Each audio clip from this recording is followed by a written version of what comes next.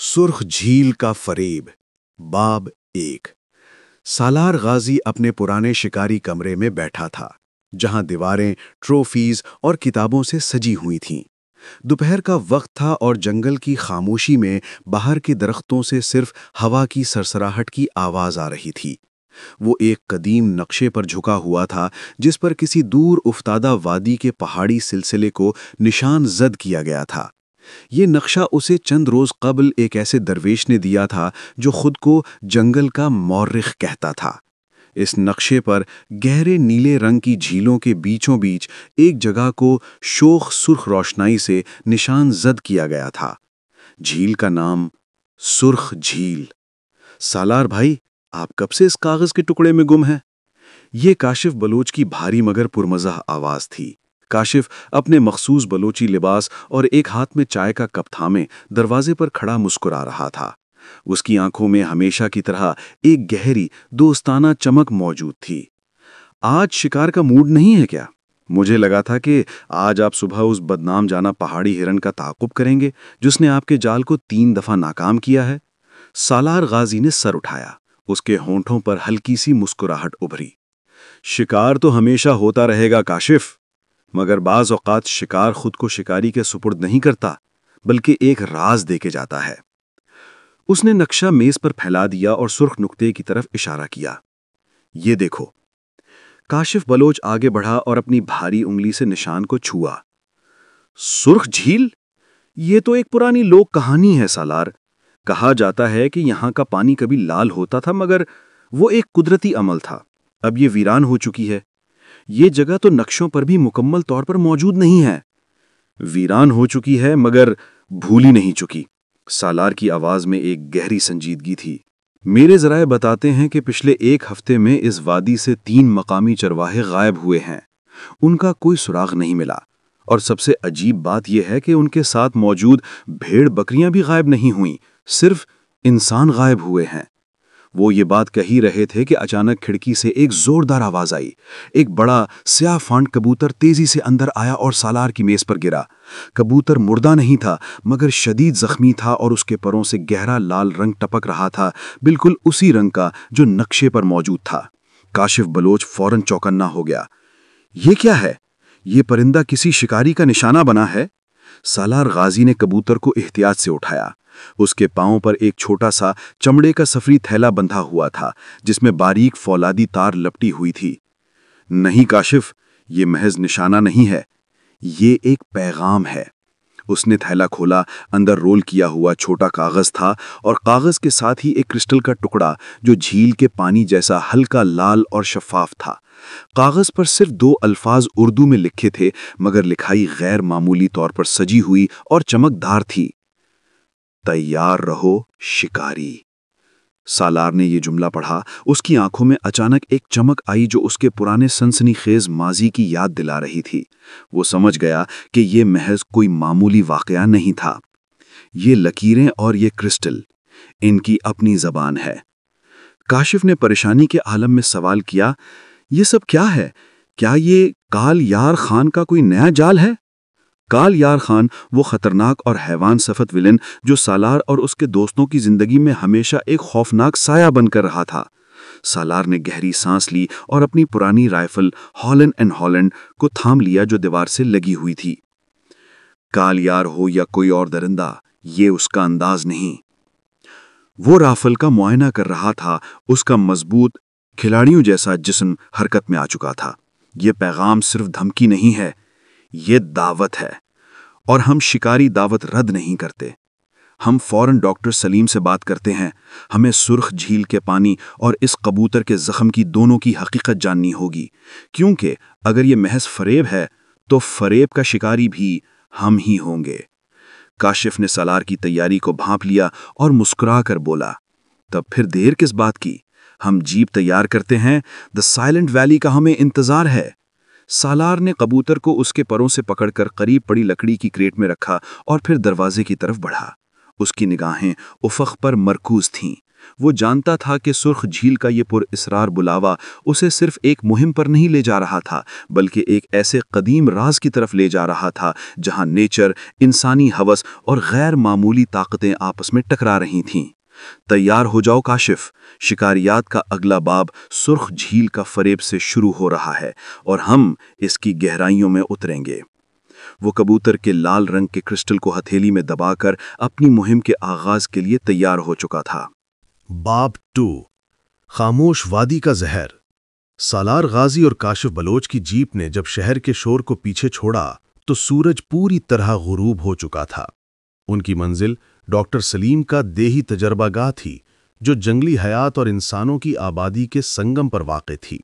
Doctor سلیم، جو ہمیشہ سفید کوٹ اور گہرے مطالعے کی آنک میں ملبوس ہوتے تھے، انتظار کر رہے تھے۔ ان کا کمرہ دواؤں اور کیمیائی بوتلوں سے بھرا ہوا تھا، مگر حیرت انگیز طور پر وہاں ایک عجیب و غریب سکون تھا۔ تمہیں دیکھ کر اچھا لگا سالار، ڈاکٹر سلیم نے اپنا سر جھکا کر کہا۔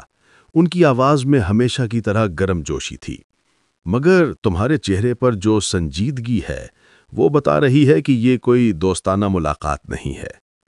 سالار نے کرسٹل اور زخمی کبوتر کو میز پر رکھا۔ کبوتر کو انہوں نے محفوظ باکس میں منتقل کر دیا تھا، جہاں وہ قدرے سکون سے تھا، مگر اس کے پروں سے ٹپکنے والا گہرا سرخ مادہ ڈاکٹر سلیم کے لیے سب سے زیادہ دلچسپی کا باعث تھا۔ ڈاکٹر صاحب، یہ ایک معمے کا آغاز ہے۔ 3 آدمی غائب اور یہ پیغام رساں۔ سالار نے تفصیل بتائی۔ مجھے یہ جاننا ہے کہ یہ سرخ مادہ کیا ہے؟ کیا یہ کوئی عام خون یا رنگ ہے؟ اور کیا یہ کرسٹل سرخ جھیل کے پانی کی ترجمانی کر سکتا ہے؟ ڈاکٹر سلیم نے اپنے دستانے پہنے اور انتہائی احتیاط سے ایک سوئی کی مدد سے کبوتر کے پروں سے سرخ مادے کا ایک قطرہ حاصل کیا۔ انہوں نے اسے طاقتور مائکروسکوپ کے نیچے رکھا۔ کاشف اور سالار سانس روکے کھڑے تھے۔ حیرت انگیز، ڈاکٹر سلیم نے سرگوشی کی۔ سالار، یہ خون نہیں ہے، یہ کوئی عام رنگ بھی نہیں ہے۔ اس میں نباتاتی اور معدنی خصوصیات کا ایسا امتزاج ہے جو میں نے پہلے کبھی نہیں دیکھا۔ یہ ایک غیر معمولی نامیاتی مرکب ہے، ایک طرح کا قدرتی زہر جو مصنوعی طریقے سے تقویت یافتہ ہے۔ انہوں نے اپنی اینک درست کی اور مزید وضاحت کی۔ یہ مادہ بظاہر تو گاڑھا خون معلوم ہوتا ہے، مگر اصل میں یہ ایک طاقتور اعصابی شکن دوا کا کام کر رہا ہے۔ جو بھی اس کے رابطے میں آیا ہوگا وہ شدید درد اور مفلوج ہونے کی کیفیت سے گزرا ہوگا۔ اس کا مقصد جان لینا نہیں بلکہ خاموش کر دینا ہے۔ سالار کے ماتھے پر بل پڑ گئے۔ خاموش کر دینا کس لیے؟ ڈاکٹر سلیم نے مائکروسکوپ سے ہٹ کر لال کرسٹل کو اٹھایا۔ اس کے جواب کا تعلق شاید اس کرسٹل سے ہے۔ انہوں نے کرسٹل کو ایک مخصوص آلے کے نیچے رکھ کر اس کے اجزاء کا تجزیہ کیا۔ تجزیاتی رپورٹ تیزی سے ان کی اسکرین پر ظاہر ہوئی۔ مجھے شک تھا کہ یہ سرخ جھیل کے علاقے کا کرسٹل ہوگا۔ وہاں پر خاص معدنیات پائی جاتی ہیں، مگر اس میں ایک ایسا مصنوعی مادہ شامل کیا گیا ہے جو صرف اعلیٰ درجے کی کیمیائی لیبارٹری میں ہی تیار ہو سکتا ہے۔ یہ مادہ کرسٹل کو حرارت اور روشنی جذب کرنے کی ایک غیر معمولی صلاحیت دے رہا ہے۔ کاشف بلوچ، جو اب تک خاموشی سے یہ سائنسی باتیں سن رہا تھا، بول پڑا۔ تو کیا کوئی اس کرسٹل کو ایک قسم کے خفیہ سگنل یا ٹریکر کے طور پر استعمال کر رہا ہے؟ ڈاکٹر سلیم نے تائید میں سر ہلایا۔ بالکل، کوئی شخص جھیل کی قدرتی خصوصیات کو سائنسی طریقے سے اٹھا رہا ہے۔ یہ معاملہ محض شکاری یا درندے کا نہیں رہا سالار۔ This smells like high-tech crime, not just jungle savagery۔ وہ بھی کچھ اور کہہ ہی رہے تھے کہ ڈاکٹر سلیم کا فون بجا۔ اسکرین پر صوفیہ خان کا نام چمک رہا تھا۔ صوفیہ ایک نڈر صحافی تھی اور اکثر سالار کو اس کے ایڈونچرز میں مدد کرتی تھی۔ صوفیہ کی آواز میں پریشانی تھی۔ سالار، تم کہاں ہو؟ مجھے ابھی ابھی اطلاع ملی ہے کہ غائب ہونے والے چرواہوں میں سے ایک کی بیوی نے مجھے رابطہ کیا ہے۔ اس نے بتایا کہ غائب ہونے سے ایک دن پہلے اس کے شوہر کو کسی نے ایک سرخ کرسٹل دیا تھا، یہ کہہ کر کہ یہ جنگل کی بلاؤں کو دور رکھے گا۔ سالار نے کرسٹل کو مضبوطی سے مٹھی میں دبا لیا۔ صوفیہ، ہمارے پاس بھی وہی کرسٹل ہے اور ہم ڈاکٹر سلیم کے پاس ہیں۔ میں نے ان لوگوں کی آخری لوکیشن ٹریک کی ہے، یہ سب سرخ جھیل کی طرف جا رہے تھے۔ لیکن سالار، میری ایک اور تحقیق بھی ہے۔ میں ایک بین الاقوامی کانفرنس کے لیے پرانے جنگلوں کی ریسرچ کر رہی تھی، جہاں پر ایک تنظیم کا ڈارک فارسٹ کنزرویشن کی پراسرار سرگرمیاں سامنے آئی ہیں۔ یہ لوگ کالیار خان کے پرانے اڈوں کے آس پاس اپنا اثر و رسوخ بڑھا رہے ہیں۔ سالار نے گہری سانس لی۔ یہ ایک نیا انکشاف تھا جو کالیار خان کے سائے کو کہیں دور سے جوڑ رہا تھا۔ ڈارک فارسٹ کنزرویشن، شکریہ صوفیہ، تم اس پر دھیان رکھنا، ہم جھیل کی طرف نکل رہے ہیں۔ فون بند کرنے کے بعد سالار نے رائفل کی طرف دیکھا۔ یہ فریب بہت گہرا ہے۔ صوفیہ کا شک، ڈاکٹر سلیم کی سائنس اور یہ پراسرار لال کرسٹل، یہ سب ایک نئے شکاری کی نشاندہی کر رہے ہیں جو ہمارے جنگل کے سادہ اصولوں کو توڑ رہا ہے۔ ڈاکٹر سلیم نے انہیں کچھ طاقتور درد کش ادویات اور خاص قسم کے زہر کو بے اثر کرنے والی دوا دی اور کہا کہ تمہیں وہاں بہت احتیاط کی ضرورت ہوگی۔ وہاں کا ماحول تمہارا دشمن نہیں ہوگا، بلکہ وہ زہر ہوگا جو خاموشی سے ماحول میں شامل کر دیا گیا ہے۔ یہ کرسٹل سالار ایک جال ہے اور تم اس جال کو توڑنے جا رہے ہو۔ سالار غازی نے کاشف بلوچ کی طرف دیکھا، جس کے چہرے پر اب بھی عزم تھا۔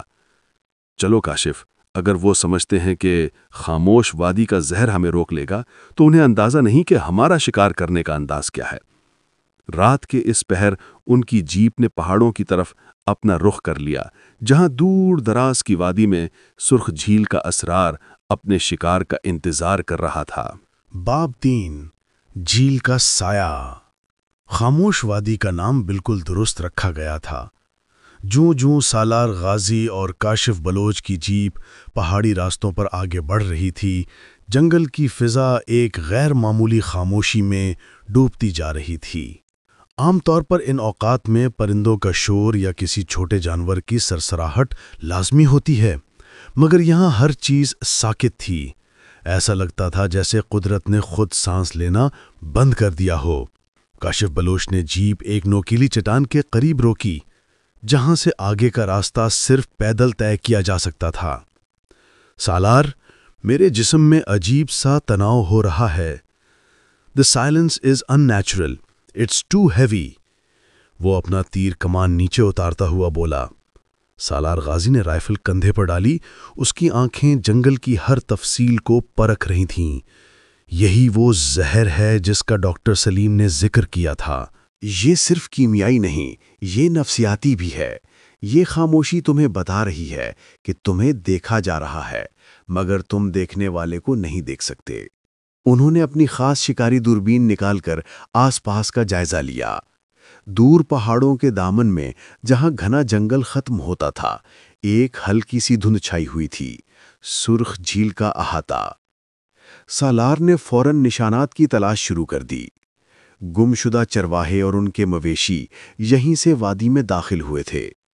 زمین پر کھروں کے ہزاروں نشانات تھے، مگر انسان کے پاؤں کے نشان صرف 3 تھے، اور وہ بھی پچھلے 2 دنوں میں بارش ہونے کے باوجود بالکل تازہ دکھائی دے رہے تھے، جیسے وہ ابھی گزرے ہوں۔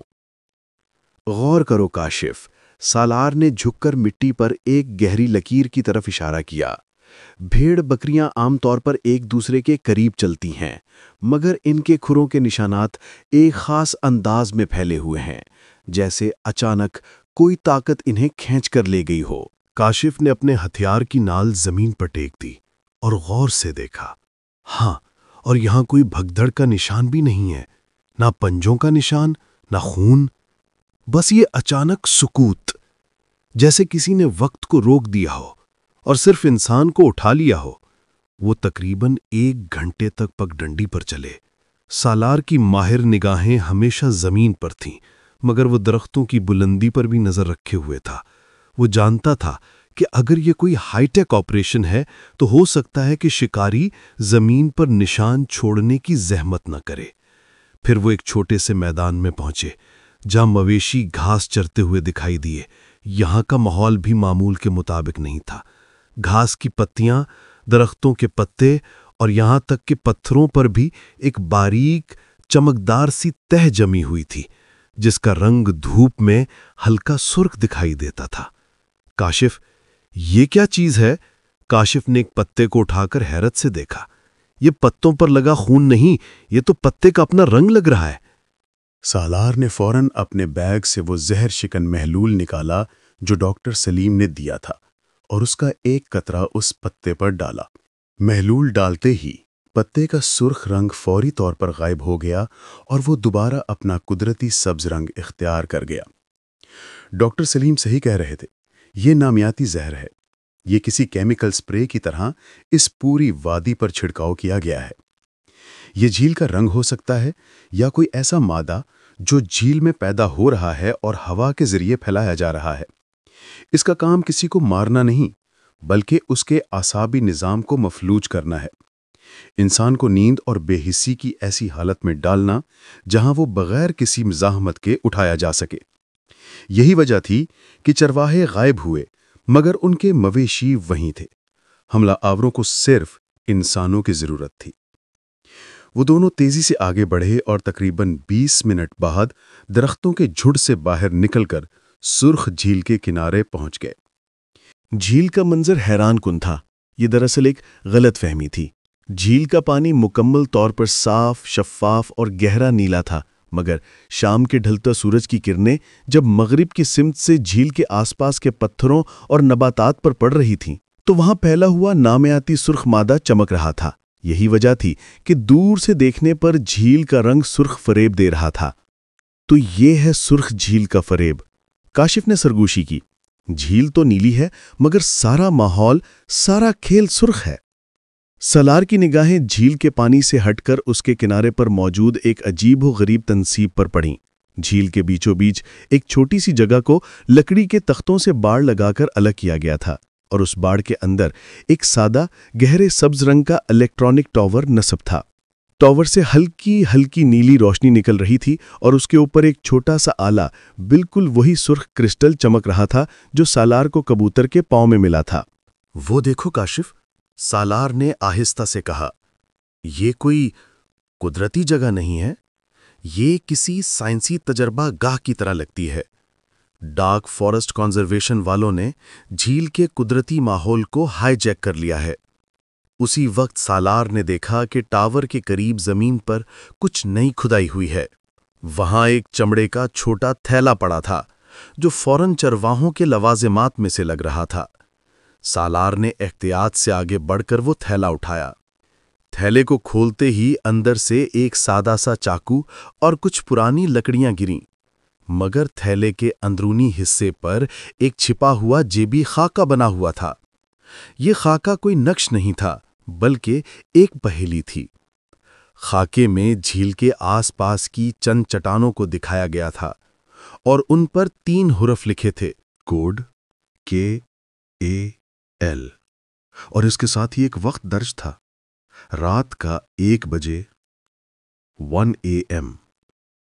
سالار، یہ، کاشف نے کانپتی ہوئی آواز میں کہا، KAL؟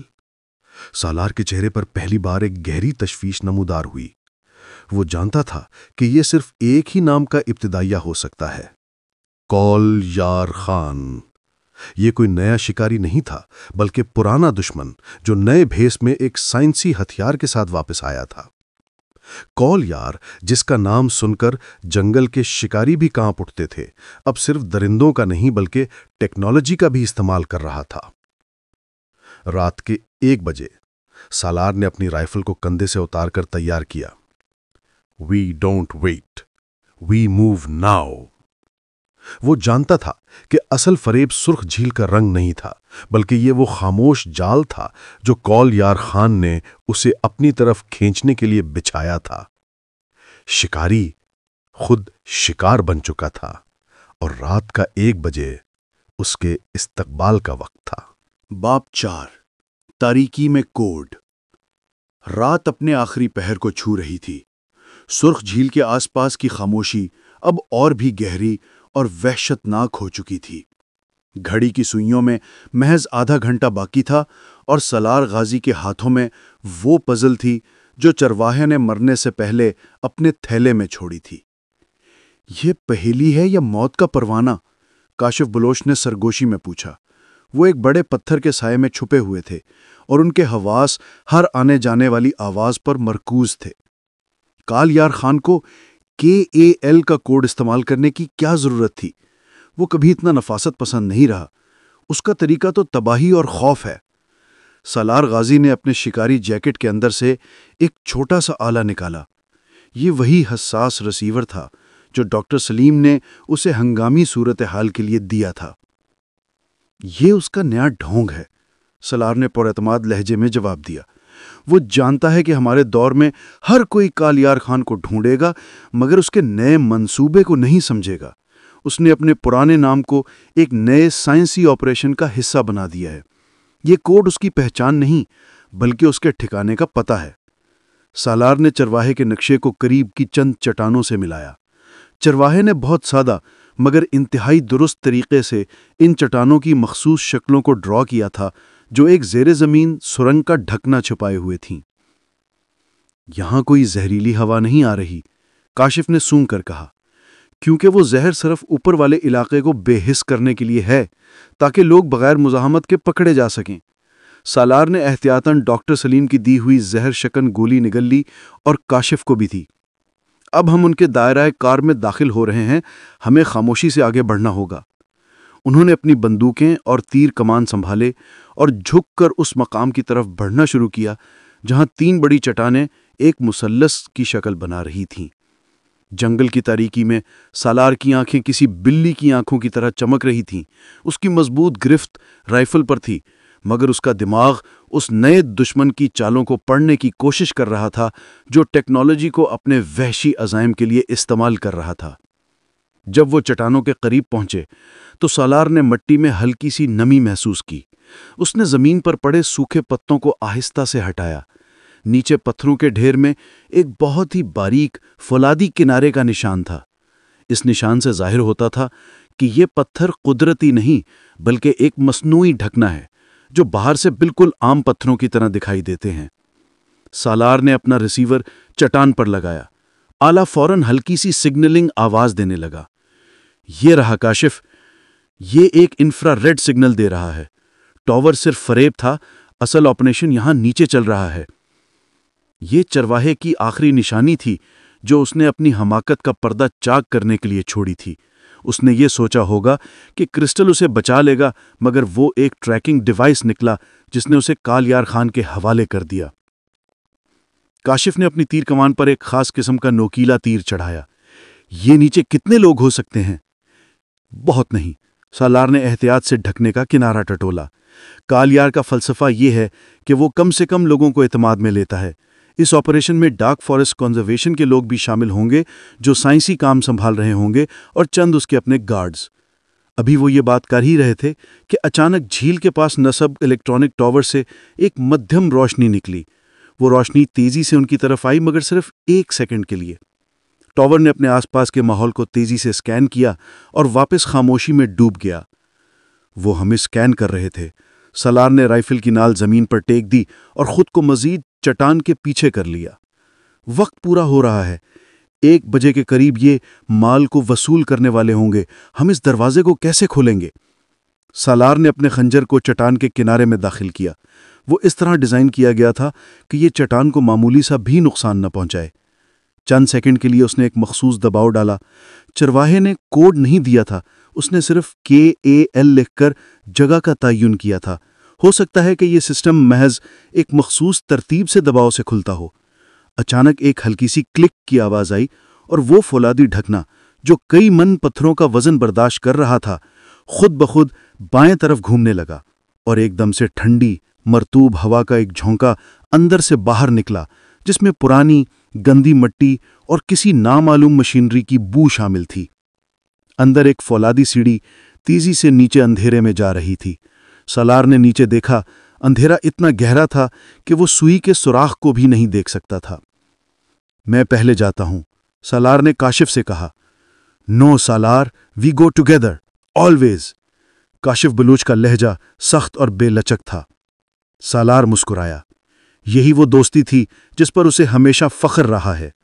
اچھی بات ہے، اگر میں رک جاؤں تو تم مجھے سنبھالنا، مگر یاد رکھنا یہ ہماری طرح کا جنگل نہیں، یہ کالیار کی نئی دنیا ہے۔ وہ دونوں ایک دوسرے کے پیچھے فولادی سیڑھی کے ذریعے گہرے اندھیرے میں اترنا شروع ہو گئے۔ اوپر جھیل کے کنارے الیکٹرانک ٹاور کی نیلی روشنی اب مزید تیز ہونے لگی تھی اور گھڑی کی سوئی 1 بجے کو چھونے ہی والی تھی۔ اس لمحے سے ایک نئی قسم کی مہم شروع ہو رہی تھی، جہاں شکاری نے اپنے قدم زمین سے ہٹا کر ایک زیر زمین دنیا میں رکھ دیے تھے، جہاں سرخ جھیل کا فریب اپنی انتہا کو پہنچنے والا تھا۔ باب 5 زیر زمین وحشت کدا۔ فولادی سیڑھی تیزی سے سالار غازی اور کاشف بلوچ کو زیر زمین دنیا میں لے جا رہی تھی۔ جیسے ہی وہ نیچے اترے، فضا میں موجود خاموشی ایک جھٹکے سے ٹوٹ گئی۔ یہاں تاریکی ضرور تھی، مگر ساتھ ہی مشینری کی ہلکی گونج اور اس سرخ مادے کی تیز کیمیائی بو بھی تھی جو اوپر وادی میں پھیلا ہوا تھا۔ سالار نے اپنا فوجی ٹارچ نکالا اور روشنی کو چاروں طرف پھیلا دیا۔ وہ ایک چوڑا زیر زمین ٹنل تھا جسے پتھر اور لوہے کی مدد سے مضبوط کیا گیا تھا۔ ٹنل کے اطراف میں جدید برقی تاریں اور پائپ گزر رہے تھے جو اس بات کی نشاندہی کرتے تھے کہ یہ کسی پرانے ڈھانچے کو جدید سائنسی تجربہ گاہ میں تبدیل کیا گیا ہے۔ یہ تو کوئی خفیہ فوجی اڈا لگ رہا ہے، کاشف نے سرگوشی کی۔ اس کی آنکھوں میں حیرت تھی۔ کالیار نے ہمیشہ وسائل استعمال کرنے کا فن جانا ہے۔ سالار نے اپنا قدم آگے بڑھایا۔ یہاں پرانی اور نئی ٹیکنالوجی کا عجیب امتزاج ہے، یعنی کوئی ایسا ہے جو کالیار کو پیسے اور ٹیکنالوجی دونوں فراہم کر رہا ہے۔ ڈارک فارسٹ کنزرویشن صرف ایک نام نہیں، یہ ایک طاقتور بین الاقوامی تنظیم لگتی ہے۔ وہ دونوں احتیاط سے سرنگ میں آگے بڑھ رہے تھے۔ سالار نے ٹارچ کی روشنی کو محدود رکھا تاکہ وہ خود کو ظاہر نہ کریں۔ ٹنل کئی موڑوں اور چھوٹے داخلی راستوں پر مشتمل تھا جو ایک بھول بھلیاں کا تاثر دے رہا تھا۔ اچانک سالار رک گیا۔ اس نے اپنی ناک کو ہوا میں بلند کیا۔ یہاں پر انسانی موجودگی ہے۔ کاشف نے اپنی انگلی تیر کمان کی ڈور پر مضبوط کر لی۔ کتنے لوگ؟ 2۔ وہ شاید اس جگہ کی نگرانی کر رہے ہیں اور بالکل اس موڑ کے پیچھے ہیں۔ ان کے قدموں کی آواز نہیں آ رہی، یعنی وہ خاموشی سے چلنے والے بوٹ پہنے ہوئے ہیں۔ سالار نے کاشف کی طرف دیکھا اور سرگوشی میں کہا، ان پر قابو پانا ہوگا کاشف، زندہ، ہمیں معلومات چاہیے۔ سالار نے اپنی رائفل کو ایک طرف رکھا اور اپنا مشہور فولادی خنجر نکالا۔ وہ ٹنل کی دیوار کے ساتھ بالکل چپک گیا، جس طرح کوئی سایہ دیوار کے ساتھ چپک جاتا ہے۔ اس کے قدموں کی آواز تقریباً غائب تھی۔ جیسے ہی وہ دونوں گارڈز کونے سے باہر نکلے، وہ دونوں کالیار کے مخصوص گہرے سرمئی یونیفارم میں تھے۔ سالار نے بجلی کسی تیزی سے حرکت کی۔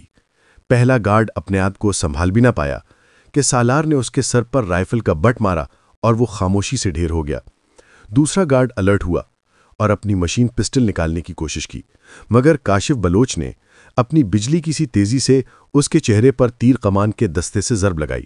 گارڈ نے ہلکی سی کراہ کے ساتھ اپنا ہتھیار گرا دیا اور بے ہوش ہو گیا۔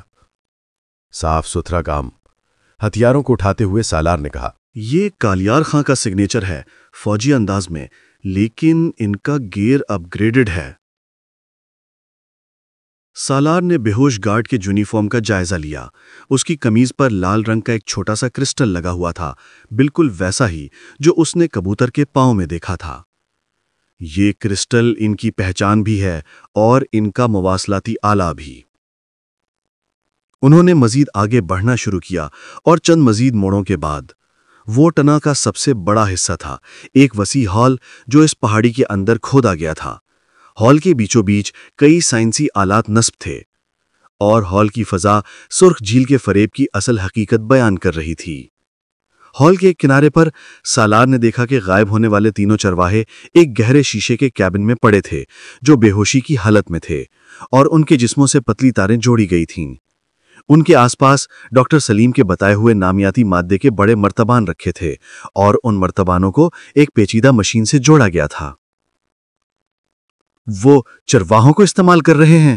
کاشف کی آواز میں غصہ اور کراہت تھی۔ ہاں، سالار نے رائفل مضبوطی سے تھام لی۔ میں سمجھ گیا، کالیار صرف انسانوں کا شکار نہیں کر رہا، وہ ان کا استحصال کر رہا ہے۔ हॉल के बीचों बीच एक बड़ा पैनल था जहां कई साइंसी चार्ट्स आवेज़ां थे। इन चार्ट्स पर इंसानों और जंगली हयात के आसाबी निज़ाम के तज्जिया का डाटा चुस्पा था। ये सब कुछ सब्जेक्ट 1, 2, 3 के नाम से मंसूब किया गया था। इन सब के बीचों बीच हॉल के मरकज में एक ऊंचे डाइस पर एक शख्स खड़ा था। वो शख्स जो गार्ड्स के सुरमई यूनिफॉर्म से मुख्तलिफ सफ़ेद और साफ सुथरे ओवरऑल में मलबूस था। उसके हाथ में एक फौलादी डंडा था और उसके चेहरे पर एक नफीस बेरहमाना मुस्कुराहट थी।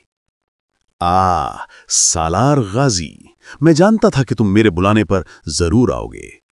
ये कालियार खान नहीं था, ये कोई नया किरदार था, ज्यादा खतरनाक, ज्यादा इल्मी। ये बज़ाहिर इस ऑपरेशन का मास्टरमाइंड लग रहा था। तुम कौन हो? सालार ने अपना खंजर नीचे नहीं किया, मगर उसकी निगाहों में हैरत की एक झलक थी। सफेद लिबास वाले आदमी ने मुस्कुराकर एक साइंसी बोतल उठाई जिसमें वही गाढ़ा सुर्ख मादा चमक रहा था। मेरा नाम डॉक्टर दरगाल है और मैं कालियार का पुराना दोस्त हूं। ये लाल रंग शिकारी, ये सुर्ख झील का फरेब नहीं है, ये झील की पैदावार है। मैंने इस वादी की झीलों के माइक्रोबैक्टीरिया को एक खास तरीके से तैयार किया है जो आपके जंगल के साइंसी उसूलों को तोड़ता है। उसने अपनी छड़ी चरवाहों के कैबिन की तरफ घुमाई। ये चरवाहे सब्जेक्ट 1 और उसके साथी कोई मामूली शिकार नहीं है, ये हमारे बायोकेमिकल हथियार के लिए खाम माल हैं।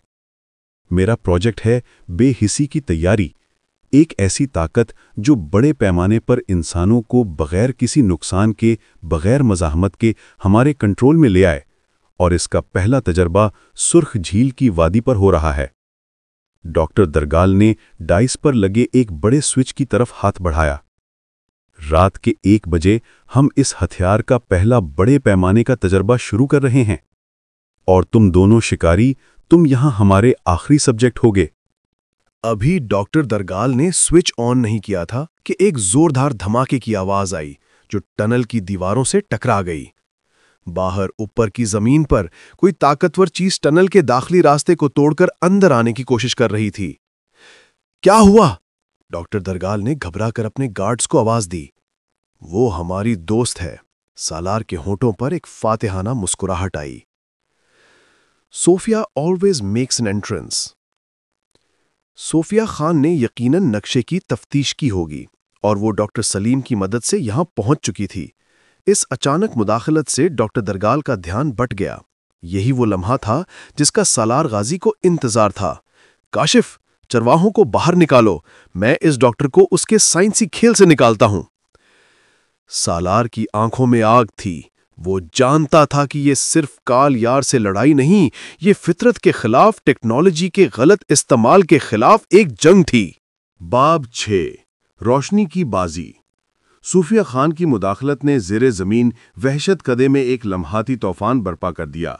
टनल का रास्ता जहां से वो दाखिल हुए थे एक जोरदार आवाज से लरज उठा, जिससे ऊपर से मिट्टी और पत्थर गिरने लगे। डॉक्टर दरगाल, जो अपनी कामयाबी के करीब था, इस अचानक सूरत हाल पर घबरा गया। उसका नफीस चेहरा खौफ और गुस्से से भर गया। ये क्या है? गार्ड्स, चेक करो, फौरन बाहर निकलो और हमलावर को खामोश कर दो। इसके चीखने का फायदा उठाते हुए सालार गाजी ने काशिफ की तरफ देखा। काशिफ फौरन समझ गया और वो अपने तीर कमान के साथ चरवाहों के कैबिन की तरफ लपका। सालार ने अपनी राइफल का रुख बराह रास्त डॉक्टर दरगाल की तरफ नहीं किया, बल्कि उसके करीब नस्ब बड़े कंट्रोल पैनल पर किया जो तमाम मशीनों को तवानाई फराहम कर रहा था। वो जानता था कि डॉक्टर दरगाल का असल हथियार मशीनें हैं और इन्हें मफलूज करना पहली तरजीह है। डॉक्टर दरगाल ने, जो खुद को साइंसी मामलात का माहिर समझता था, इस मैदान जंग के उसूलों से नावाकिफ था। वो खौफ के आलम में डाइस के नीचे छुपा और एक छोटा सा ट्रांसमीटर उठाकर अपने गार्ड्स को पैगाम भेजने की कोशिश करने लगा। मैं तुम्हें गोली नहीं मारूंगा डॉक्टर। सालार की आवाज हॉल की गूंज में पुरअसरार हद तक गहरी थी। तुम्हारा शिकार तुम्हारी टेक्नोलॉजी है और मैं इसे हमेशा के लिए खामोश कर दूंगा। सालार ने बिजली की सी तेजी से कंट्रोल पैनल पर एक निशाना लगाया। बूम! गोली ने पैनल के मरकजी निजाम को टक्कर मारी। एक तेज चीख के साथ पूरा हॉल झिलमिला गया। سرخ کرسٹل سے چلنے والی نیلی روشنیاں ایک دم سے مدھم پڑ گئیں اور پھر گہری نارنجی رنگت میں تبدیل ہو گئیں۔ مشینوں سے عجیب و غریب سائیں کی آوازیں آنے لگیں، جیسے کوئی زندگی ان سے کھینچ رہا ہو۔ ادھر کاشف بلوچ چرواہوں کے شیشے کے کیبن کے پاس پہنچ چکا تھا۔ تاریں ان کے جسم سے نازک مگر مضبوطی سے جڑی ہوئی تھیں اور کاشف ان کے اعصابی نظام کو نقصان پہنچائے بغیر انہیں نہیں کاٹ سکتا تھا۔ انہیں کھولنے کا کوئی طریقہ ہوگا، کاشف نے خود سے کہا۔ اس نے کیبن کے قریب موجود ایک چھوٹے مانیٹر پر نظر ڈالی۔ مانیٹر پر اردو میں ایک چھوٹی سی وارننگ لکھی تھی، back up power 30 second. Kashif نے فوراً اپنے شکاری دماغ کا استعمال کیا۔ اس نے دیکھا کہ تاروں کے سرے کیبن میں داخل ہونے سے پہلے ایک چھوٹے کنیکٹر سے جڑے ہوئے تھے۔ اس نے ایک تیر نکالا، مگر تیر کا نشانہ کنیکٹر پر نہیں بلکہ اس جگہ پر تھا جہاں کنیکٹر کی تاریں شیشے کے اندر داخل ہو رہی تھیں۔ شوں! تیر نے اپنے اگلے حصے سے کنیکٹر کے اندر موجود حساس سوئچ کو چھوا۔ سوئچ ہٹتے ہی ایک دھیمی ٹھک کی آواز آئی اور کیبن کا دروازہ کھل گیا۔ تینوں چرواہے ایک ہی لمحے میں آزاد ہوئے اور فرش پر گرے۔ وہ گہری نیند کی حالت میں تھے، مگر اب ان کے جسم سے خطرناک تاریں نکل چکی تھیں۔ کاشف نے ان سب کو ایک جگہ اکٹھا کیا اور فوراً سالار کی مدد کے لیے واپس پلٹا۔ ابھی سالار اور ڈاکٹر درگال کے بیچ ہال کا میدان گرم تھا۔ ڈاکٹر درگال نے اپنا چھوٹا ٹرانسمیٹر پھینکا اور سالار پر ایک تیز روشنی کا ہتھیار پھینکا۔ یہ کوئی گولی نہیں تھی، بلکہ ایک ایسا سائنسی شعاعی ہتھیار تھا جو آنکھوں کو چند لمحوں کے لیے اندھا کر سکتا تھا۔ سالار نے فوراً اپنا سر جھکایا۔ روشنی اس کے سر کے اوپر سے گزر کر دیوار سے ٹکرائی اور وہاں پتھر کا ایک بڑا ٹکڑا فوراً پگھل گیا۔ شکاری، یہ تمہارے جنگل کی بندوق نہیں ہے، ڈاکٹر درگال نے فاتحانہ انداز میں چیخا۔ تم ٹھیک کہتے ہو ڈاکٹر، یہ میرے جنگل کی بندوق نہیں، یہ تمہارے گھر کو توڑنے کا آلہ ہے۔ سالار کو معلوم تھا کہ اس روشنی والے ہتھیار کا کوئی فائدہ نہیں، کیونکہ وہ خود ٹارگٹ نہیں تھا۔ اس کا ہدف انرجی سورس تھا۔ سالار نے فوری طور پر نیچے فرش پر سے ایک ٹوٹا ہوا تار اٹھایا، جو شاید دھماکے سے گرا تھا۔ یہ ایک موٹا تار تھا جو ہال کے ایک کونے سے دوسرے کونے تک توانائی پہنچا رہا تھا۔ تیزی سے سالار نے تار کے کھلے سرے کو ہال کے سب سے بڑے نامیاتی زہر کے مرتبان کے قریب رکھ دیا۔ اس مرتبان میں وہ زہر چمک رہا تھا جو سرخ جھیل کو فریب دے رہا تھا۔ تمہاری ٹیکنالوجی کو تمہارے ہی زہر سے ختم کروں گا، ڈاکٹر۔ جیسے ہی تار کا سرا زہر کے مرتبان کی فولادی باڈی سے ٹکرایا، بجلی کا ایک زوردار جھٹکا لگا۔ چونکہ زہر خود ایک نامیاتی مواد تھا جو حرارت جذب کرنے کی صلاحیت رکھتا تھا، اس لیے بجلی کا جھٹکا پورے مرکب میں پھیل گیا۔ مرتبان نے ایک خوفناک سرخ روشنی خارج کی اور فوراً پگھلنے لگا۔ ڈاکٹر درگال کو جب اپنی لیبارٹری کا سب سے قیمتی اثاثہ پگھلتا نظر آیا تو وہ وحشت زدہ ہو گیا۔ نہیں، تم نے میرا پروجیکٹ تباہ کر دیا۔ درگال نے دیوانوں کی طرح سالار کی طرف بھاگا، مگر سالار نے بڑے سکون سے اس کے پیٹ میں رائفل کے دستے کا الٹا حصہ مارا۔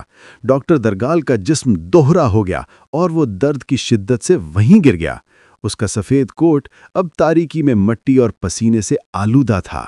تم نے فطرت کے ساتھ کھیلنے کی کوشش کی ڈاکٹر۔ سالار نے رائفل کو واپس کندھے پر ڈالا۔ اور قدرت کا حساب ہمیشہ فوری ہوتا ہے۔ اس وقت کاشف بلوچ اور چرواہے بھی ہال کے ایک محفوظ کونے میں پہنچ چکے تھے، مگر ان کی آزادی کی خوشی دیر پا نہ رہ سکی۔ اوپر صوفیہ خان کی مداخلت اور نیچے سالار کی تباہی سے زیر زمین اڈا تیزی سے غیر مستحکم ہو رہا تھا۔ چھت سے بڑے بڑے پتھر گرنے لگے اور زمین پر دراڑیں پڑ گئیں۔ ہمیں یہاں سے فوراً نکلنا ہوگا، کاشف نے چلایا۔ یہ سب کچھ تباہ ہونے والا ہے۔ سالار نے آخری بار ڈاکٹر درگال کی طرف دیکھا جو فرش پر پڑا اپنے ناکام پروجیکٹ کے ملبے کو گھور رہا تھا۔ تمہارا کھیل ختم ڈاکٹر، اب تمہیں حکام کے حوالے کیا جائے گا۔ مگر جیسے ہی سالار نے ڈاکٹر درگال کو اٹھانے کے لیے ہاتھ بڑھایا، ایک زوردار دھماکے کی آواز آئی جو اس دفعہ اندر سے تھی۔ ایک بڑا سیاہ سائے والا آدمی گہرے کالے یونیفارم میں ملبوس ہال کے ایک چھوٹے سے سوراخ سے نکلا۔ اس کے ہاتھ میں کال یار خان کے مخصوص انداز کی فولادی سلاخ تھی اور اس کی آنکھوں میں وحشیانہ غصہ تھا۔ سالار غازی، تم نے میرے باس کا پروجیکٹ برباد کیا، اب تمہیں اس کی قیمت چکانی ہوگی۔ یہ کالیار کا نائب تھا، وہ آخری خطرہ جو اس وقت تک چھپا ہوا تھا، جو اب اس وحشت کدے کو منہدم ہونے سے پہلے تباہ کرنے کے لیے تیار تھا۔ باب 7 فولاد اور فطرت۔ زیر زمین وحشت کدہ اب مکمل طور پر ٹوٹ پھوٹ کا شکار تھا۔ چھت سے پتھروں کی گڑگڑاہٹ اور سرنگوں کی دیواروں میں پڑتی دراڑوں کی آوازیں ماحول کو قیامت خیز بنا رہی تھیں۔ سالار غازی کے سامنے کالیار خان کا نائب، ایک بڑا سیاہ سائے والا آدمی کھڑا تھا، جس کے ہاتھ میں خوفناک فولادی سلاخ تھی اور آنکھوں میں وحشیانہ انتقام کی آگ۔ تم نے وہ کیا جو تم سے پہلے کوئی نہیں کر سکا شکاری، نائب کی گرجدار آواز گونجی۔ تم نے باس کے نئے دور کا خواب توڑ دیا، اب تم زندہ باہر نہیں جاؤ گے۔ نائب، جو طاقت میں کالیار خان سے کسی طرح کم نہ تھا، بجلی کی سی تیزی سے سالار کی طرف لپکا۔ اس کی فولادی سلاخ ہوا میں سیٹی بجاتی ہوئی سالار کے سر کی طرف بڑھی۔ سالار غازی جانتا تھا کہ یہ عام درندہ نہیں، بلکہ ایک مشینی درندہ تھا۔ اس کی تربیت صرف طاقت کے استعمال کی تھی، نہ کہ شکاری حکمت کی۔ سالار نے ایک انچ جھک کر وار سے خود کو بچایا اور اپنے آپ کو سیدھا کھڑے کر کے ایک زوردار کک نائب کی پنڈلی پر ماری۔ نائب، جس کا جسم فولاد کی طرح سخت تھا، صرف تھوڑا سا لڑکھڑایا۔ اس نے مزید غصے سے سلاخ کو گھمایا اور اس بار سالار کے پیٹ کا نشانہ لیا۔ اسی اثنا میں کاشف بلوچ نے بے ہوش چرواہوں اور ڈاکٹر درگال کو سنبھالا۔ سالار، اب بس کرو، یہ جگہ اب 2 منٹ بھی باقی نہیں رہے گی۔ کاشف نے زور سے چلایا۔ میں انہیں نہیں چھوڑ سکتا کاشف، تمہیں جانا ہوگا۔ نو، وی موو ٹوگیدر۔ کاشف نے اپنی ساری طاقت سے چرواہوں کو زیر زمین راستے کی طرف دھکیلنا شروع کیا جہاں سے وہ آئے تھے۔ سالار نے نائب کو ایک نظر دیکھا۔ وہ سمجھ گیا کہ براہ راست تصادم سے صرف وقت ضائع ہوگا جو ان کے پاس نہیں تھا۔ اس نے فوراً اپنی رائفل ہالینڈ اینڈ ہالینڈ کو تھاما۔ جنگل کے اصول تمہیں یاد رکھنے چاہیے نائب، سالار نے مسکرا کر کہا۔ طاقت کے ساتھ ساتھ ہوشیاری بھی ضروری ہے۔ اس بار جب نائب نے سلاخ سے حملہ کیا تو سالار نے پیچھے ہٹنے کے بجائے خود کو زمین پر جھکایا اور تیزی سے سلاخ کو رائفل کی نال سے تھام لیا۔ رائفل کی مضبوطی نے سلاخ کو صرف ایک لمحے کے لیے روک دیا اور اسی لمحے کا فائدہ اٹھاتے ہوئے سالار نے اپنے خنجر کو ہوا میں لہرایا۔ خنجر کا نشانہ براہ راست نائب کے ہاتھ پر نہیں بلکہ اس کی گردن پر موجود کالے یونیفارم کے فولادی کالم پر تھا۔ سالار نے ایسی مہارت سے خنجر مارا کہ وہ کالم، جو شاید مواصلاتی آلہ تھا، ٹوٹ کر الگ ہو گیا۔ نائب کو ایک جھٹکا لگا، جیسے اس کا سگنل منقطع ہو گیا ہو۔ اس کی آنکھوں میں وحشت کی ایک جھلک نمودار ہوئی۔ یہ ایک لمحاتی وار تھا، مگر سالار نے اپنا مقصد حاصل کر لیا۔ سالار نے تیزی سے رائفل کو کھینچا، جس سے نائب کا توازن بگڑ گیا۔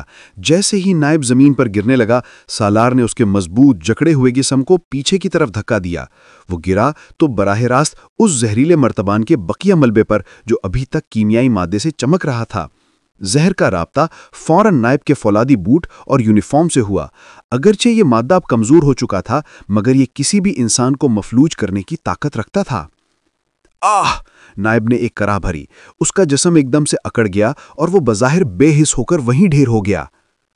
سالار غازی نے گہرا سانس لیا۔ وقت ضائع کرنے کے لیے 1 سیکنڈ بھی نہیں تھا۔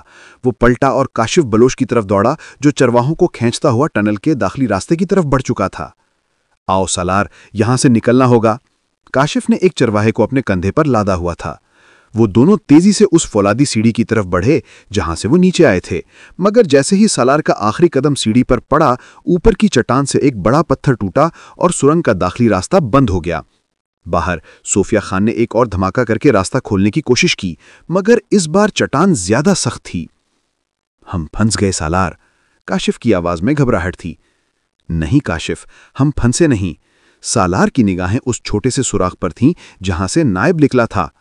یہ کالیار خان کا ذاتی راستہ تھا، اور اگر وہ یہاں سے نکل سکتا ہے تو ہم بھی نکل سکتے ہیں۔ وہ اس چھوٹے اندھیرے سوراخ کی طرف لپکے۔ یہ صرف ایک شخص کے گزرنے کی جگہ تھی، اور یہ بھی اب غیر مستحکم ہو چکی تھی۔ سالار نے رائفل سے ہلکے سے اس سوراخ کے کناروں کو سہارا دیا اور کاشف کو چرواہوں کو آگے دھکیلنے کا اشارہ کیا۔ ایک ایک کر کے وہ سب اس تنگ گلی سے گزرے۔ سب سے آخر میں سالار غازی تھا، جیسے ہی وہ سوراخ سے باہر نکلا اس نے محسوس کیا کہ وہ اب ایک اور سرنگ میں داخل ہو چکے ہیں، مگر یہ سرنگ پرانی اور قدرتی تھی جو کالیار کے اڈے سے بہت پہلے کی تھی۔ باہر اوپر کی زمین پر ایک تازہ دھماکے کی آواز آئی اور زیر زمین وحشت کدہ کی چھت مکمل طور پر منہدم ہو گئی۔ سرخ جھیل کا فریب اپنے اندر کے تمام سائنسی ساز و سامان اور ڈاکٹر درگال اور نائب سمیت زمین کی گہرائیوں میں دفن ہو گیا۔ وہ ایک گہرے جنگل میں تھے جہاں کی ہوا تازہ اور ٹھنڈی تھی۔ صوفیہ خان، جس نے ابھی تک اوپر راستہ کھولنے کی کوشش جاری رکھی ہوئی تھی، دوڑتی ہوئی ان کے پاس آئی۔ صوفیہ، کاشف، تم لوگ ٹھیک ہو؟ اس کی آنکھوں میں فکر اور تشویش تھی۔ ہم ٹھیک ہیں صوفیہ، سالار نے سانسیں بحال کیں، اور فطرت نے اپنے میزبانوں کا حساب برابر کر دیا۔ کالیار کا نیا خواب اور اس کا سائنسی مددگار دونوں مٹی میں مل گئے۔ وہ چرواہوں اور بے ہوش ڈاکٹر درگاہ کو لے کر وہاں سے نکلے۔ مہم ابھی ختم نہیں ہوئی تھی، مگر سرخ جھیل کا فریب کا راز ہمیشہ کے لیے دفن ہو چکا تھا۔ باب 8 خاموش گواہیاں۔ زیر زمین وحشت کدے کے منہدم ہونے کے بعد جنگل نے ایک بار پھر گہرا سکوت اختیار کر لیا تھا، مگر یہ وہ پرفریب خاموشی نہیں تھی جو پہلے پھیلی ہوئی تھی۔ اب یہ فطرت کا سکون تھا، جیسے اس نے اپنے زخموں کو بھرنا شروع کر دیا ہو۔ سالار غازی، کاشف بلوچ اور صوفیہ خان تیزی سے چرواہوں اور بے ہوش ڈاکٹر درگال کو لے کر اس جگہ کی طرف واپس آئے جہاں انہوں نے اپنی جیپ چھوڑی تھی۔ کاشف نے اپنے مضبوط کندھوں پر 2 چرواہوں کو لادا ہوا تھا، اور صوفیہ، جو تھکی ہوئی مگر پرعزم تھی، ڈاکٹر درگال کو سنبھالے ہوئے تھی۔ سالار غازی اپنے ساز و سامان کے ساتھ سب سے آگے چل رہا تھا۔ اس کی آنکھیں جنگل کی گہرائی میں آنے والے کسی بھی ممکنہ خطرے کو بھانپ رہی تھیں۔ جیپ تک کا سفر کئی گھنٹوں پر محیط رہا۔ صبح کی پہلی کرنیں جب پہاڑوں پر پڑیں تو وہ سب تھکے ہارے ڈاکٹر سلیم کی تجربہ گاہ پہنچے۔ ڈاکٹر سلیم نے انہیں دیکھتے ہی بھاگ کر مدد کی۔ ان کے چہرے پر تشویش اور خوشی کا ایک عجب امتزاج تھا۔ تم لوگ محفوظ ہو، ڈاکٹر سلیم نے ایک لمبی سانس لی۔ میں نے پوری رات ریڈیو پر تمہارا انتظار کیا اور صبح ہوتے ہی ریسکیو ٹیم کے لیے کال کرنے والا تھا۔ تم نے وہ سب کچھ تباہ کر دیا؟ کچھ چیزیں صرف تباہی سے ہی قابو میں آتی ہیں ڈاکٹر، سالار نے اپنا بیگ اتارتے ہوئے کہا۔ یہ رہے تمہارے سبجیکٹس، ہمیں ان کی ہوش میں آنے کی رفتار معلوم کرنی ہے، اور یہ ہے تمہارا نیا مریض ڈاکٹر درگال۔ اسے سنبھال کر رکھنا ہے، یہ ہمارا سب سے بڑا گواہ ہے۔ ڈاکٹر سلیم نے فوراً چرواہوں کا معائنہ شروع کر دیا۔ انہوں نے خون کے نمونے لیے اور انہیں ایک جدید مشین میں تجزیہ کے لیے ڈالا۔ ڈاکٹر درگال کو ایک سخت فولادی میز پر لٹایا گیا جو مکمل طور پر بے حس تھا، مگر اس کے چہرے پر غرور اور شکست کا ایک عجب ملاپ تھا۔ شکر ہے سالار، تم نے انہیں وقت پر نکال لیا۔ ڈاکٹر سلیم نے اطمینان کا سانس لیا۔ یہ چرواہے گہری نیند کی حالت میں ہیں۔ یہ وہی اعصابی شکن دبا ہے جو بظاہر انہیں جسمانی نقصان نہیں پہنچا رہی، مگر یہ ان کے دماغ کو مکمل طور پر غیر فعال کر چکی ہے۔ یہ سب لوگ خاموش گواہیاں ہیں کہ یہاں کیا ہو رہا تھا۔ میں نے ان کے لیے ایک مضبوط اینٹیڈوٹ تیار کرنا شروع کر دیا ہے۔ یہ جلد ہی بہتر ہو جائیں گے۔ صوفیہ خان نے ایک کپ چائے لی اور سالار کے قریب آئی۔ سالار، کیا تم واقعی سمجھتے ہو کہ کالیار خان اب مکمل طور پر ختم ہو چکا ہے؟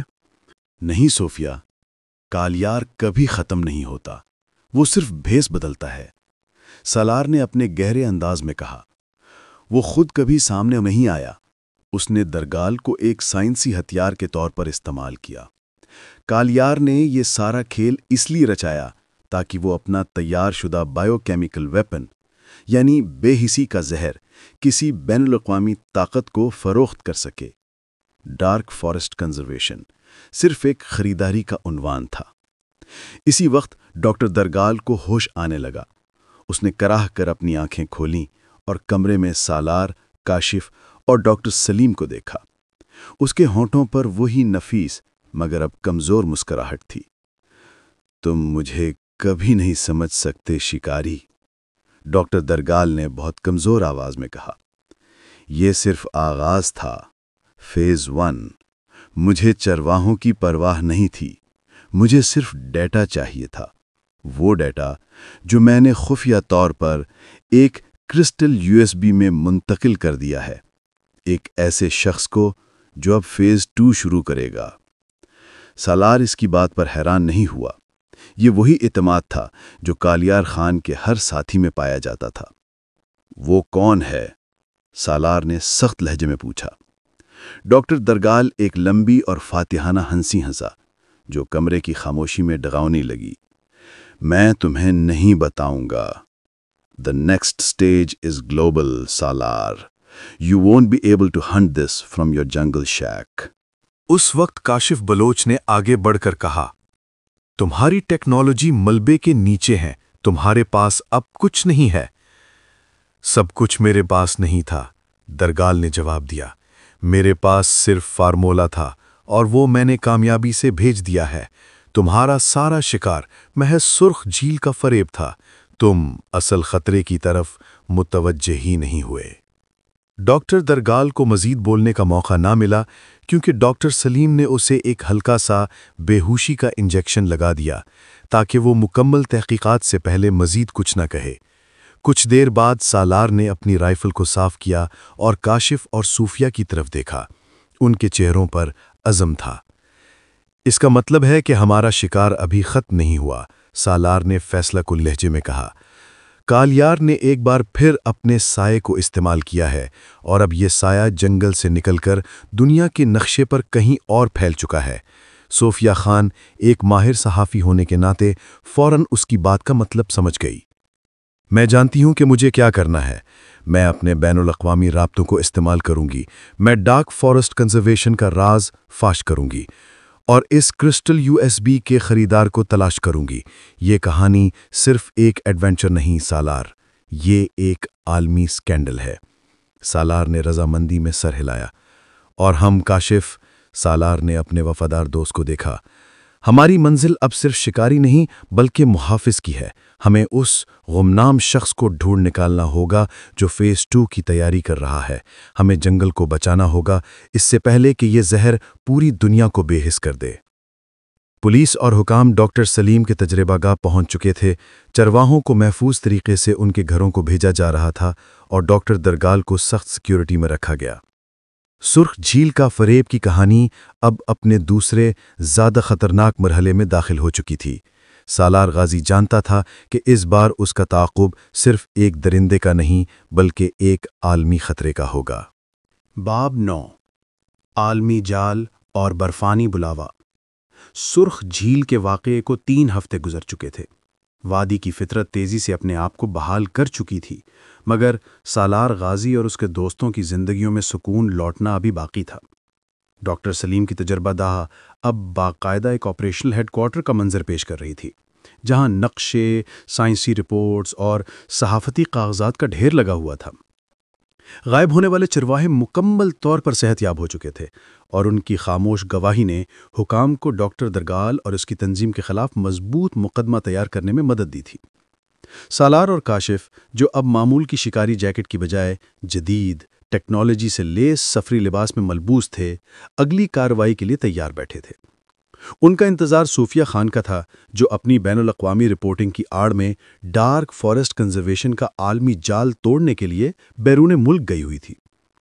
صوفیہ اگلے دن شام کو سخت تھکن کے عالم میں پہنچی، مگر اس کے چہرے پر تھکن کی بجائے فتح کی چمک تھی۔ اس نے اپنے ہاتھ میں ایک پرانی فولادی CD تھامی ہوئی تھی۔ تم لوگوں نے سوچا تھا کہ یہ صرف ایک ڈاکٹر درگال کی سازش تھی؟ صوفیہ نے اپنا لیپ ٹاپ کھولتے ہوئے کہا۔ یہ ایک عالمی کمپنی تھی جسے ایک پوشیدہ ہاتھ چلا رہا تھا، ایک ایسا ہاتھ جو طاقتور حکومتوں کو بھی بے حسی کا زہر فروخت کرنے کی کوشش میں تھا۔ صوفیہ نے اپنے لیپ ٹاپ پر ایک ویڈیو پلے کی۔ ویڈیو میں ایک انتہائی خفیہ کانفرنس کا منظر تھا، جہاں ڈاکٹر درگال کا ایک ساتھی ایک پراسرار پروٹوٹائپ پیش کر رہا تھا۔ میں نے ان کے سب سے بڑے رابطے کو ٹریس کر لیا ہے۔ یہ لوگ اب فیز 2 کی طرف بڑھ چکے ہیں اور ان کا مقصد اب صرف سائنسی ڈیٹا نہیں بلکہ پیداوار ہے۔ صوفیہ نے فولادی CD سالار کے سامنے رکھی۔ یہ مجھے درگال کے پرانے ڈیٹا فائلز میں ملی۔ یہ کوئی ویڈیو یا آڈیو نہیں ہے، یہ ایک مقام کا کوڈ ہے۔ ڈاکٹر سلیم نے فوری طور پر CD لی اور اسے اپنے تجزیاتی کمپیوٹر میں ڈالا۔ چند سیکنڈ کے تجزیے کے بعد اسکرین پر ایک جغرافیائی نقشہ ظاہر ہوا جو ملک کے شمالی علاقے کے بلند ترین پہاڑی سلسلے قراقرم کے ایک دور دراز اور برفانی حصے کی نشاندہی کر رہا تھا۔ اس نقشے پر ایک چھوٹا سا نشان تھا، अल्फा 2.0 रिसर्च साइट। आइए, डॉक्टर सलीम ने हैरत से कहा, ये सतह समंदर से बहुत ऊंचा मकाम है। वहाँ का माहौल इंतहाई ठंडा और खुश्क है। कोई शख्स ऐसी जगह पर आम तौर पर बायोकेमिकल तजर्बागाह क्यों बनाएगा? सालार गाजी ने नक्शे को गौर से देखा। उसके जहन में जंगल की मुहिम के असूल बर्फानी और बुलंद पहाड़ी असूलों से टकरा रहे थे। क्योंकि डॉक्टर, ये कालियार का नया तरीका है। सालार ने अपना फैसला सुनाया। बायोकेमिकल मादों को कम दर्जा हरारत में महफूज करना आसान होता है, और सबसे अहम बात, ये इलाका हर तरह के हुकूमती या इंतज़ामी दायराकार से बाहर है। ये वही जगह है जहां पर वो अपने बायो वेपन को बड़े पैमाने पर तैयार कर सकता है और फिर वहां से किसी भी जगह भेज सकता है। काशिफ बलोच के चेहरे पर भी अब एक नई किस्म का अज़्म था। उसकी तीर अंदाजी की महारत हमेशा जंगल तक महदूद रही थी, मगर अब उसे बर्फ और चट्टानों पर अपना हुनर आजमाना था। कराकुरम, ये हमारे लिए नया मैदान होगा, काशिफ ने अपनी आवाज में कहा। मगर कालियार के चेलों को याद रखना चाहिए कि शिकारी किसी भी मैदान में अपने असूल नहीं बदलता। सोफिया खान ने एक मजबूत फैसला किया। मैं पीछे नहीं बैठूंगी। मैंने अपने तमाम तर शवाहिद हुक्काम को भेज दिए हैं, लेकिन मैं जानती हूं कि अल्फा 2.0 के बारे में दुनिया को जानने का हक है। मैं रेस्क्यू टीम से राब्ता करूंगी और अपनी सहाफ़ी हैसियत का इस्तेमाल करते हुए तुम दोनों के लिए बैकअप का बंदोबस्त करूंगी। सालार ने रजामंदी में सर हिलाया।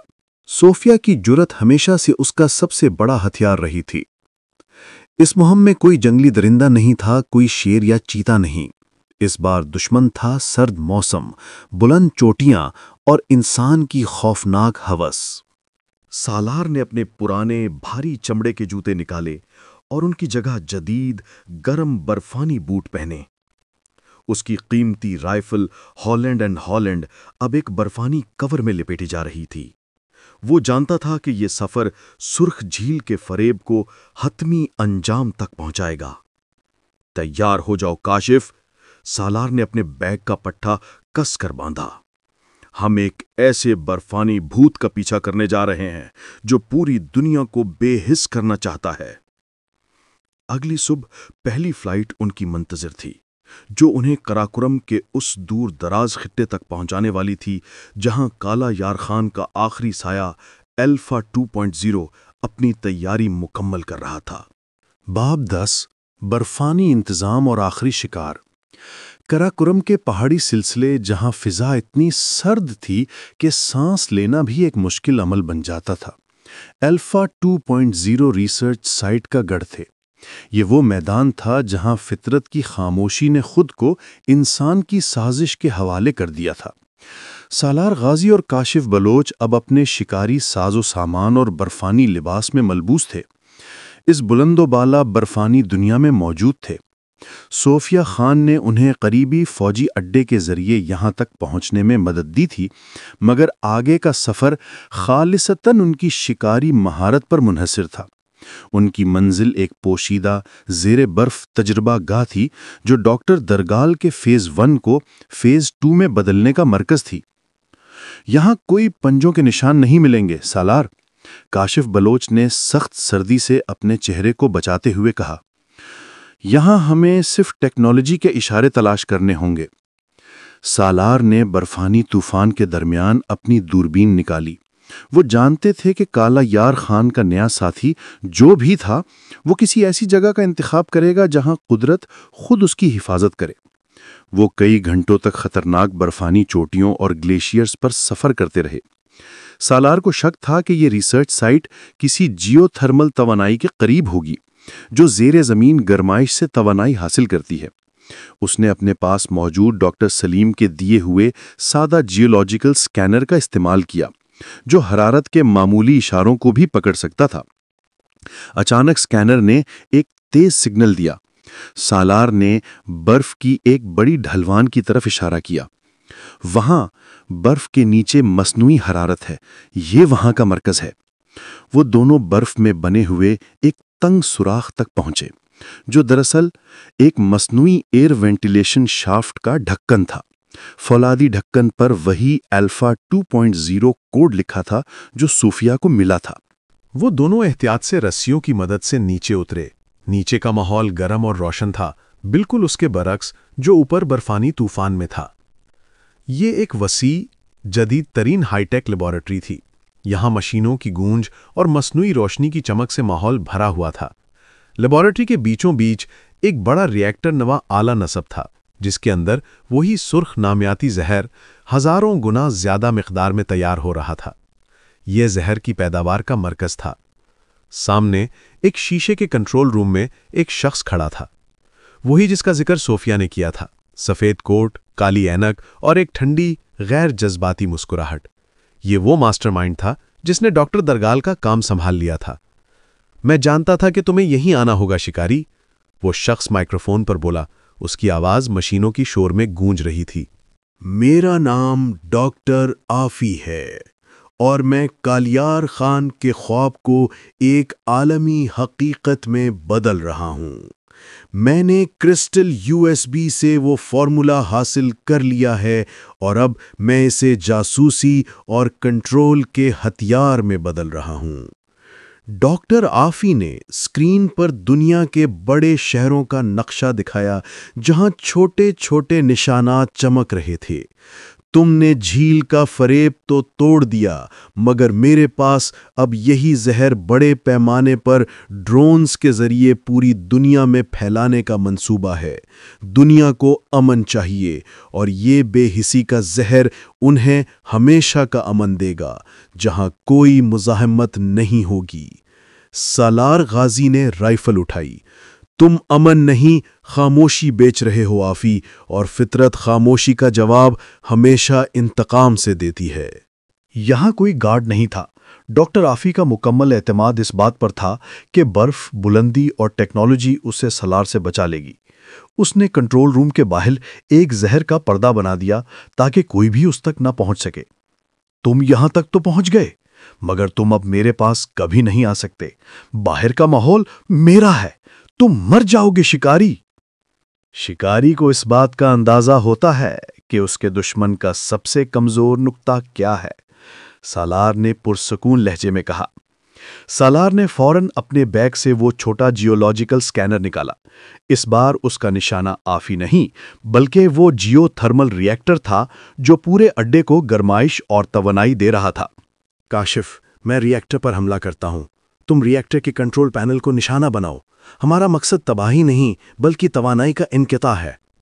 दोनों ने एक साथ इंतहाई महारत से अपने हथियारों का इस्तेमाल किया। काशिफ बलोच का तीर कमान रिएक्टर के साइड में लगे कूलिंग सिस्टम्स पर लगा, जिससे मशीनों में खौफनाक गड़गड़ाहट शुरू हो गई। सालार ने अपनी राइफल का एक ही निशाना स्कैनर के बताए हुए मरकजी स्विच पर लगाया, जो रिएक्टर को लेबॉरेटरी से जोड़ रहा था। धमाका! बजाय तबाही के एकदम से पूरी लेबॉरेटरी की लाइट्स बुझ गईं, मशीनें खामोश हो गईं और रिएक्टर तेजी से ठंडा होने लगा। बाहर का जहर का पर्दा फौरन गायब हो गया। आफी का सारा साइंसी खेल एक ही लम्हे में खत्म हो गया। डॉक्टर आफी ने घबराहट में कंट्रोल रूम का दरवाजा खोला और बाहर भागा। उसने सोचा कि वो बर्फानी सुरंग से फरार हो जाएगा, मगर सालार और काशिफ, जो तारीकी में भी देखने के माहिर थे, उसके इंतजार में थे। तुम्हारा खेल खत्म डॉक्टर, सालार ने आफी के कंधे पर हाथ रखा। डॉक्टर आफी ने मुजाहिमत की कोशिश की, मगर सालार के एक ही माहिराना वार ने उसके बाजू को सुन कर दिया। काशिफ ने उसे बांधने के लिए रस्सी निकाली।